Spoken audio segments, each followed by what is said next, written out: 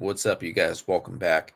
All right, so today we are going to speak a little bit about sober living, right? We're going to speak a little bit about a little more in depth about my experience, maybe some of the shenanigans that took place in sober living, also, as well as how to possibly prevent the sober living clients, right? The sober living residents, how to prevent, if possible, if it is possible to prevent any of those residents from bringing in contraband, bringing in dope, right?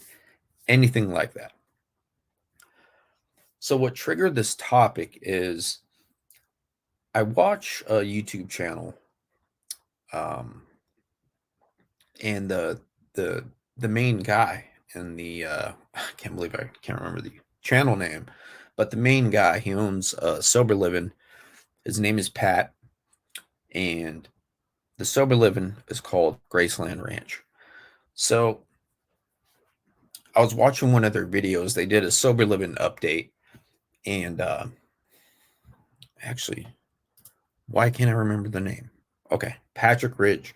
That's the name of the channel. Okay, I thought it was something else for some reason. Anyway,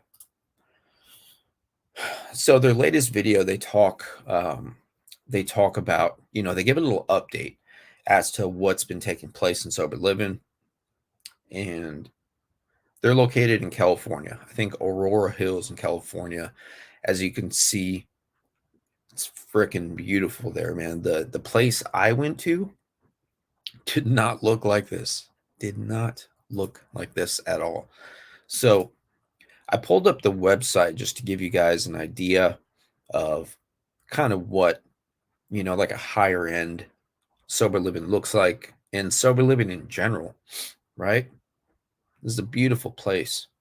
Um, I mean, as you can see, it's just top of the line. Amazing, man. I love the colors, nice and calm colors. You got the tile, very spacious, well lit. You got the windows, they're out in nature. So it's like a calming environment, man. This is top tier, man. Like, you'd be blessed. You'd be blessed to step foot in this place, man. I mean, look at that bathtub. Amazing.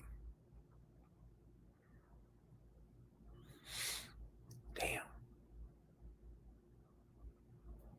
Amazing, man. So, jeez. So yeah, I mean, this place right here has more than enough, right? It has everything you need and then some. Just being there, just the beauty of it is priceless, man. It's a priceless view. There's so many different areas of the house where these clients, these residents, I should say, there's so many different areas. If you want some alone time, some downtime, some quiet time, there's quite a bit going on there to where you could, kind of escape. I don't know how many residents they have there, but you could even go for a walk and you'll be doing all right. But to get back to the subject at hand, I was watching their sober living update, and the guy Pat, he talks about some of the shenanigans going on. There was a guy, I believe, he was on parole. Um, from what it sounded like and from what I remember, the guy was just there, to fulfill his parole obligations. There was some shenanigans that took place regarding a drone. So he gives a little update on that, right? So I posted a comment regarding the long form content. I posted how I appreciate the long form content because just seeing that, right? Just seeing and hearing all of the different scenarios that go on, right? It's always good. I mean, it's always good for me personally, but I think it's pretty good for people who are in recovery in general, just to be reminded, of the shenanigans that take place. Um, and there's a lot of things get really intense. They mentioned that not at this place, but another location there, that somebody pretty much ended themselves, right, using a rope. Um, so, I mean, that's just one of many things that could happen in sober living. And, you got to be, if you want to make it out successfully, if you're about your business, if you're about your recovery business, man, you have to be on point, right? Everyone has to hold each other accountable and just hope for the best, right? Prepare for the worst, hope for the best. Just be ready for anything, man. Keep that communication open. That way, everybody could be on the same page, right? I mean, that is one of the most important things, I think, to have a successful basically a successful operation, right? A successful community within sober living. Everybody has to be on the same page. Communication has to be up there, um, and just staying busy, keeping busy. That will assist you in your sobriety. But anyway, so in regards to my comment, somebody commented about my comment, right? And this person asked, um, I guess in comparison to Graceland Ranch, right? In comparison to uh, the way things are there, they asked how. They asked what my experience was, or what I think sober livings could do to prevent the residents from bringing in contraband, right? Bringing in dope. Um, I mean, there's really only so much you could do when you're in sober living. You know, I would think that you go into sober living with the mission to get well, to get better, right? But there's always people, there's always other residents there that are there because they have to, either parole, probation, or their family just gets tired of their stuff, right? And then they send them to sober living. Um, and so you can't control everybody. You know, this is basically one of your first stages of accountability. Sober living, you know, for a lot of for a lot of people, sober living is like their first step, their first opportunity to be self-sufficient. And you basically got to start adulting. And it's a serious thing, man. All of this, all of everything going on under that roof is it's a life and death situation, right? It's a life and death situation. If somebody's bringing in dope, that could trigger that could definitely trigger another person there, right? If they see you nodded out, or even if they just see paraphernalia, that could just send them off the edge, um, trigger something inside of them to want to get high, and that messes up their entire program. Therefore, that messes up the entire vibe of the house, because people take their all their energy and focus on that situation right there, instead of work or studying whatever's going on. Basically the sobriety, their step work, all that. So I mean, I've only been to one sober living. I don't have a lot of experience in sober livings. I was there maybe for like 7 or 8 months, I think, and then I ended up relapsing. So um it could get ugly, man. It could get ugly if you're not ready. My problem was I was got complacent, right? When I started messing around, I was things were good. I had everything going for me. Money in my pocket, I had a job, I had a car that was running great. Um, and I got pretty much irritated with one of the residents there. He just got on my nerves, and I wanted, when I wasn't at work, I wanted to basically spend as much time away from the sober living as possible because I didn't want to be around this guy. He just got on my nerves, and there was nothing I could do about that situation, um, unless I were to check out and leave. But so, and also about that situation, he was on um, intensive probation, and he didn't have a job, so he was there 24/7. So I didn't handle that situation the way I should have in a responsible way, right?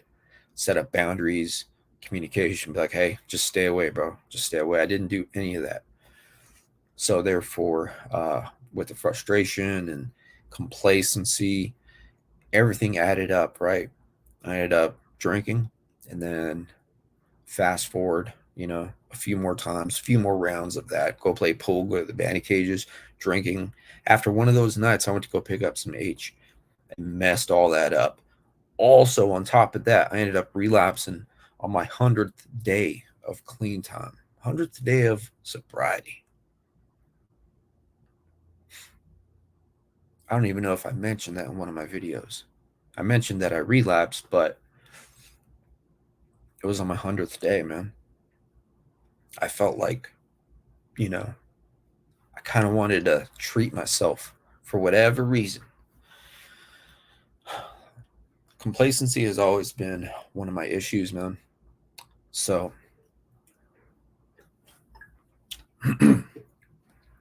so that's kind of my brief experience in sober living. So, circling back, that was a huge tangent. I apologize.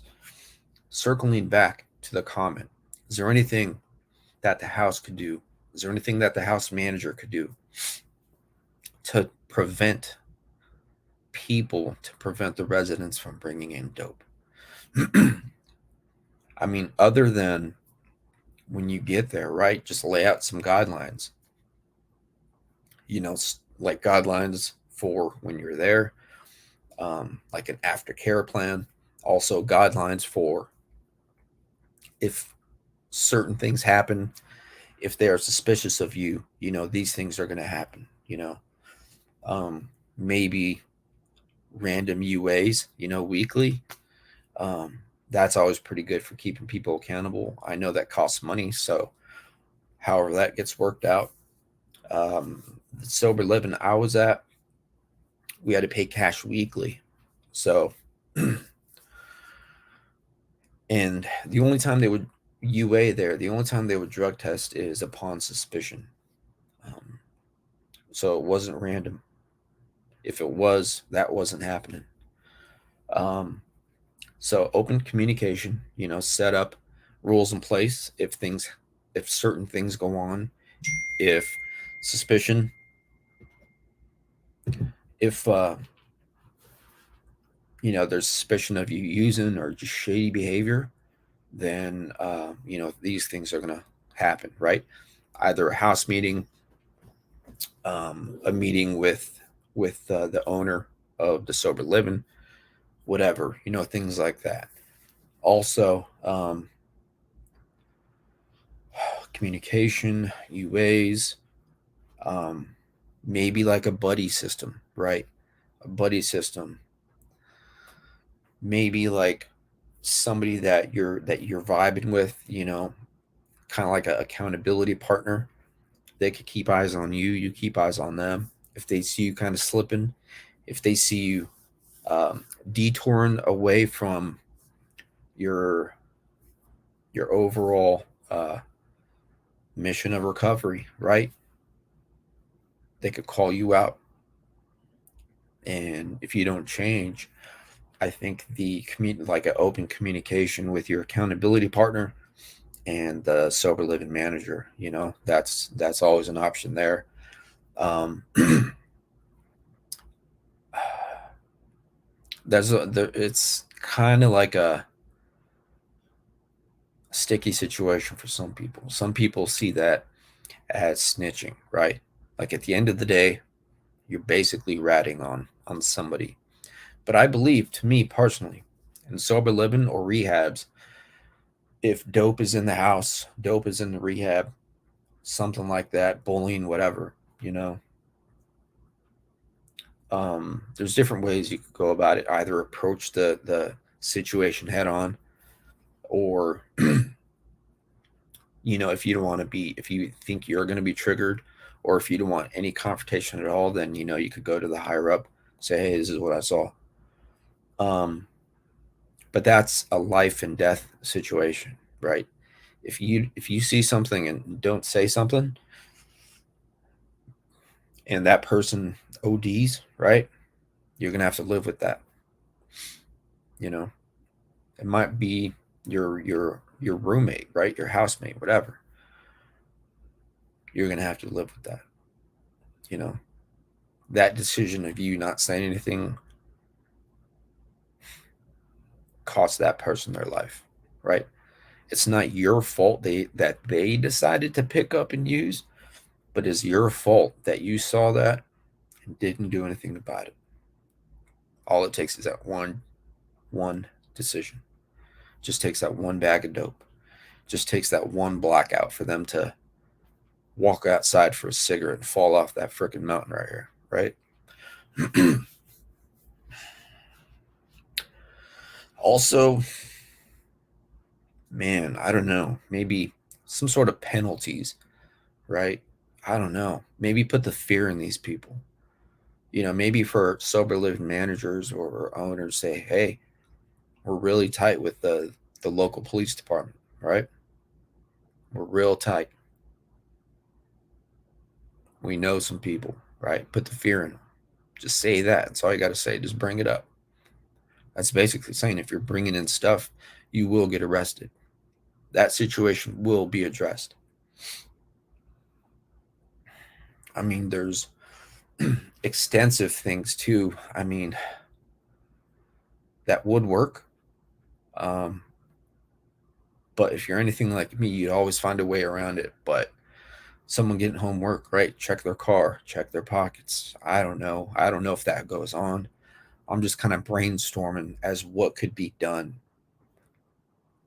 Preventative steps. At the end of the day, though, addicts like myself,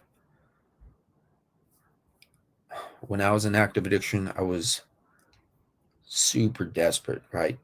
Super living in autopilot, right? And I always found a way. I always found a way. I was pretty crafty. Always found a way. I'm really observant. I I used to spot out like blind spots, like weak points, and then kind of manipulate those situations in my favor. You know, I was I was that type of client in sober living to where I worked my program to the best of my ability, right? Things were good. I didn't go into sober living with the intention to, once I got comfortable and, noticed how things are working, I didn't go in there with the intention to eventually relapse. That just happened 100 days into my sobriety, into my clean time. That wasn't a plan at all right off the bat. That's just something that I brought upon myself and just made things worse for myself. I mean, we all know about relapse, right? I've told that story maybe a couple times on my channel, so those stories are out there. But I mean, there may be a few more things that could be done, but those are just some ideas that, you know, could happen, right? Those are just some options. I don't know everything about this particular place, Graceland Ranch. I just pulled it up to show you guys kind of what a sober living looks like if you've never seen one. Um, Pat's channel, it's really entertaining. He basically, I wish he uploaded more like long form content, especially like stuff that's going on in their community, because it's good. It's good for me to see, man. Um, Ever since I got on methadone and have been clean for a number of years, I stopped going to meetings. just because the methadone is working so good. You know, as time went on, I started going to less and less meetings, and that's what's working for me. I started this channel to help, right? Started this channel to help, man. I don't push any cash apps, nothing like that. I just do this content because it's fun. I do it because it keeps me busy. I own my own business, so I finish my work really early, and this helps fill my time. This helps me get stuff off my chest, right? And this helps me learn new things. This helps me network. You know, it's all positive. This is all positive to me, and so I just wanted to show you guys kind of what a sober living looks like. Um, Mine looked nothing like this. Maybe we had a little bit of tile, um, kind of like this here, but this is absolutely beautiful. Amazing, dude. Like, just that view right there. I would definitely be, it is incredible. I'd be spending a lot of time outside, man. That's for sure. So, I mean, if I, to the person that wrote that comment, if I think of any more ideas, I'll just put it in the comment box right there. I'll write a reply. I don't know if you're in sober living, but maybe it was just a random question that you had. So, like I said, I only went to sober living for I think like 7 or 8 months, and then I decided to mess around and relapse on my 100th day of clean time.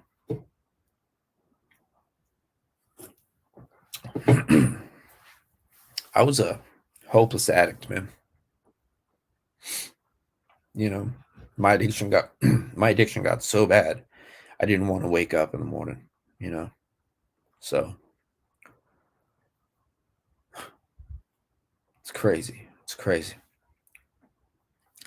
These are life and death situations. So just wanted to share that with you guys. Um, that's a video for today. Thanks for listening.